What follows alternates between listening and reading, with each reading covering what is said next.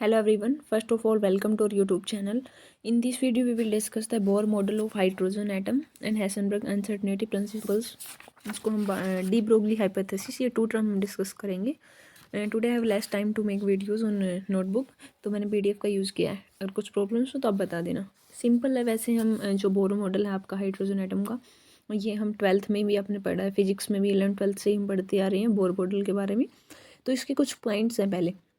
हाँ ठीक है. जो बोर मॉडल है आपका हाइड्रोजन एटम का, तो ये तो आपको पता है कि जैसे न्यूक्लियस होता है और जो इलेक्ट्रॉन होता है ना वो रिवॉल्व करता है अराउंड द न्यूक्लियस एक सर्कुलर पाथ में, जिसको हम क्या बोलते हैं, ऑर्बिट बोलते हैं.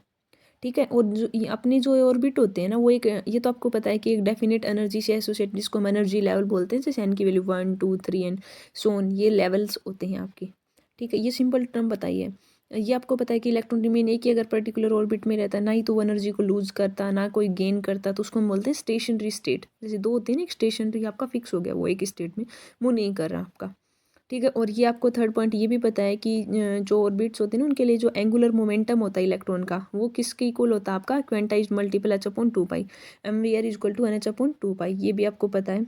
ये पॉइंट्स भी. m आपको पता है मास होता है, v वेलोसिटी, r आपका रेडियस होती है ऑर्बिट की.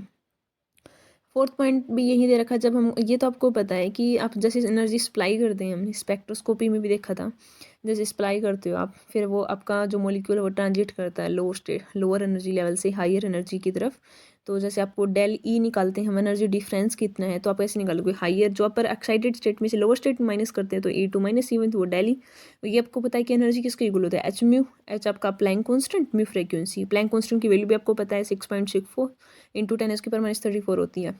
ठीक है. तो इससे भी डायरेक्ट कई बार न्यूमेरिकल पूछ लेते हैं. Energy equal to H mu. Mu आपको c/λ. सी आपको पता है स्पीड ऑफ लाइट, जो 3 × 10⁸ होती है.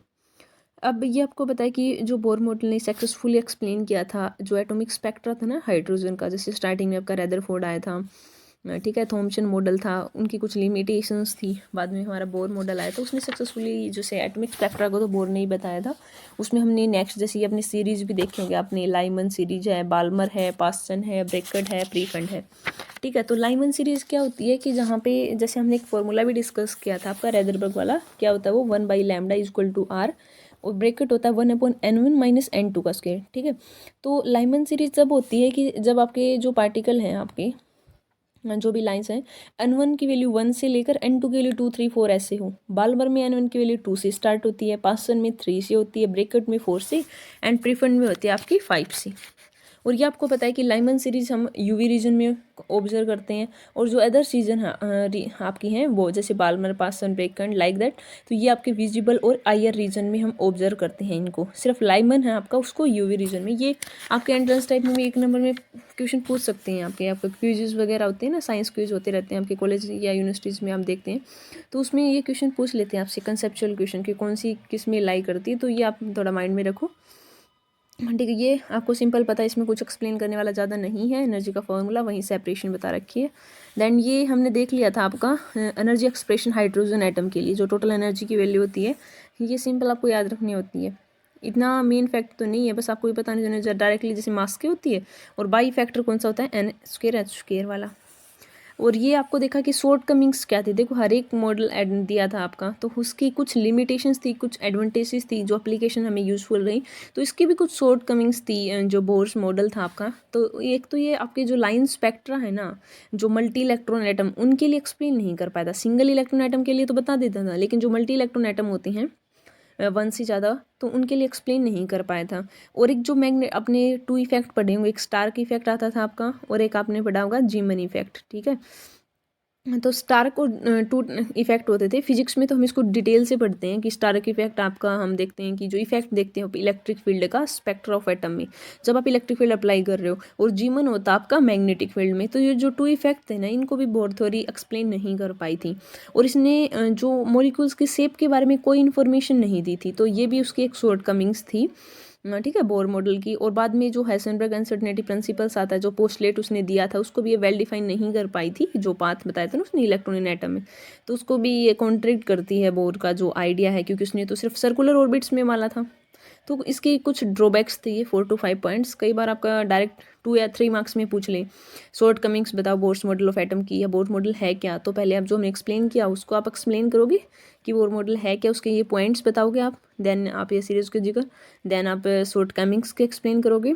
और ये तो आपको पता है कि डी ब्रोगली क्या बोलता है आपका, कि जैसे पहले ही ऐसे बोलते थे ना कि ड्यूल नेचर के बारे में किसी ने नहीं एक्सप्लेन किया था आपका। जैसे पार्टिकल नेचर होता है, वेव नेचर होता है, तो उसको जैसे डी ब्रोगली ने क्या था वेव नेचर ऑफ मैटर के बारे में। जैसे हमने देखते हैं, जैसे आपके ये देखे होंगे आपने जो फोटो इलेक्ट्रिक इफेक्ट था आपका ब्लैक बॉडी रेडी, उसने एक्सप्लेन किया था इलेक्ट्रोमैग्नेटिक वेव पार्टिकल नेचर की होती है, ठीक है। फिर इसने बताया कि जो आपका डी ब्रोगली था उसने एक्सप्लेन किया वेव नेचर। तो मैटर होती है ना वो दोनों टाइप से, वो पार्टिकल भी होती है और वेव भी, डूल नेचर बोलते हैं इसको, ठीक है। तो इसको जो मैटर जो से वेव एसोसिएट होती है ना उसको हम डी ब्रोगली वेव बोलते हैं, या मैटर वेव बोल सकते हो आप इसके। इसमें कुछ इंपॉर्टेंट प्रॉपर्टी देखते हैं कि जो मैटर मास उसका वेवलेंथ से क्या रिलेशनशिप होता है। ये आपको पता है कि ई एच मी हमने बता दिया आपको।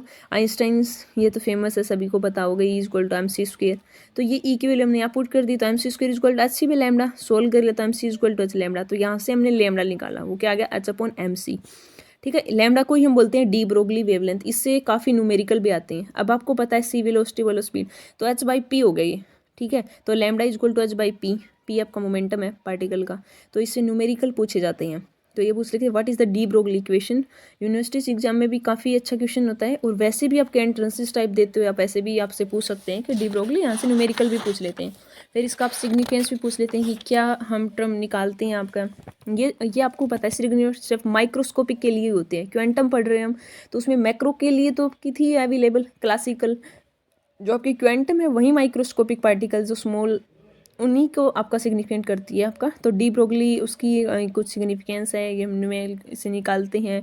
जो वेवलेंथ एसोसिएटेड होती है, अगर आपको प्लैंक कांस्टेंट तो कांस्टेंट ही होता है, मोमेंटम मास पता है, वेलोसिटी, तो आप उसकी वेवलेंथ जो एसोसिएट है उसकी वैल्यू कैलकुलेट कर सकते हैं। उसके लिए आपके 2 मेथड भी आते हैं, डेविएशन जर्मर एक्सपेरिमेंट भी, आपने फिजिक्स में भी देखा होगा कि जैसे कोई सोर्स होता था उसमें जो अभी रेडिएशन निकल रही है स्लिट में से पास होती थी, बिल आपने एक्सपेरिमेंट भी किया होगा बीएससी में, डाइफ्रैक्शन इंटरफेरेंस वाला।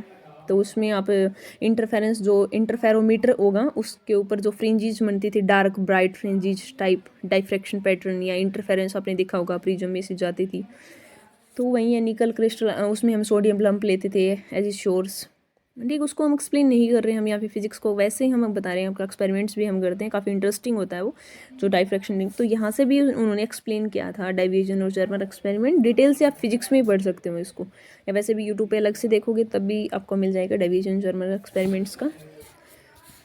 तो जो वेव लाइक प्रॉपर्टीज़ होती हैं इलेक्ट्रॉन के, वो हम यूज़ करते हैं जैसे माइक्रोस्कोप्स वगैरह में।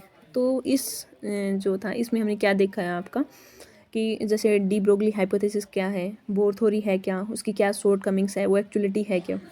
जो नेक्स्ट वीडियोज़ है उसमें हम कॉम्पटन इफेक्ट देखेंगे, एंड जो नेक्स्ट टॉपिक है आपका हेजनबर्ग अनसर्टेनिटी प्रिंसिपल्स है उसको एक्सप्लेन करेंगे, ऑल थिंग्स डिस्कस करेंगे। और आपको कुछ प्रॉब्लम हो इस वे से तो आप कमेंट कर देना, हम वैसे ही कर लेंगे। अगर आपको प्रॉब्लम नहीं है, आपको ऐसा ठीक समझ आ रहा है तो हम ऐसे ही कर देंगे कंटिन्यू, तो आप कमेंट कर देना। अगर कोई भी स्टूडेंट्स लास्ट तक वीडियो देख रहा है उसको समझ आ रहा है, तो कोई प्रॉब्लम है तो वो भी आप कमेंट कर सकते हो, ठीक है। तो आई होप आपको ये समझ आया हो।